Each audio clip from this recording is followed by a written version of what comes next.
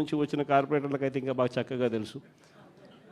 ఆ మంత్రి రామానాయుడు అనే ఆ మంత్రి ఆయన మాట్లాడిన మాటలు వైరల్ అవుతూ ఉంటాయి. ఇప్పుడు ఈ రోజుకి కూడా సోషల్ మీడియాలో ఆయన మాట్లాడిన వీడియో టేపు. ఆయన ఏమన్నాడు, ఇంటింటికి ఆయన పోతాడు, ఆయనతో పాటు కార్యకర్తలు అందరినీ పంపించాడు.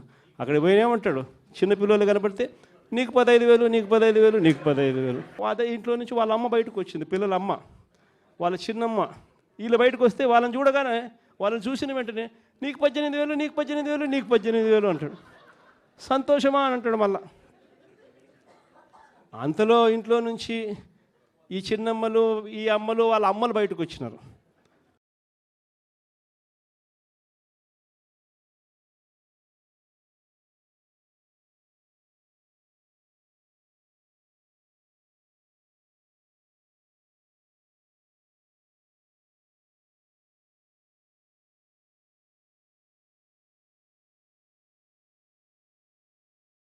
వాళ్ళని రైతు అని చెప్పి ఎప్పుడైతే చూశాడో నీకు 26,000, నీకు 26,000, నీకు 26,000 అంట మొదలుపెట్టాడు.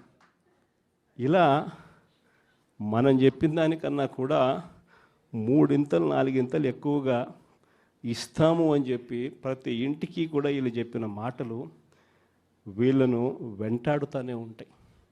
ఏ ఒక్కరింటికి వీళ్ళు వెళ్ళలేని పరిస్థితి రాష్ట్రంలో ఈరోజు నెలకొని ఉంది. ఒకవైపున ఇలాంటి రాజకీయ పరిస్థితులు ఒకవైపున ఉన్నాయి. మాట మీద నిలబడని రాజకీయ నాయకుడు ఈరోజు రాష్ట్రంలో ముఖ్యమంత్రి హోదాలో ఉన్నాడు. మాట ఇస్తే ఆ మాట తప్పడం కోసమే, ఆ మాట అంటే వెన్నుపోటు పొడవడమే అని చెప్పి డెఫినేషన్ ఇస్తూ రాజకీయాలు చేస్తూ ఉన్న వ్యక్తి ఈరోజు ముఖ్యమంత్రి స్థానంలో కూర్చొని ఉన్నాడు. మరోవైపు రాష్ట్రంలో ఏది కూడా పట్టించుకునే పరిస్థితి లేదు. ఈరోజు స్కూళ్ళన్నీ కూడా నిర్వీర్యమైపోయిన పరిస్థితి కనిపిస్తుంది. ఇంగ్లీష్ మీడియం బడులు గాలికి ఎగిరిపోయిన పరిస్థితులు.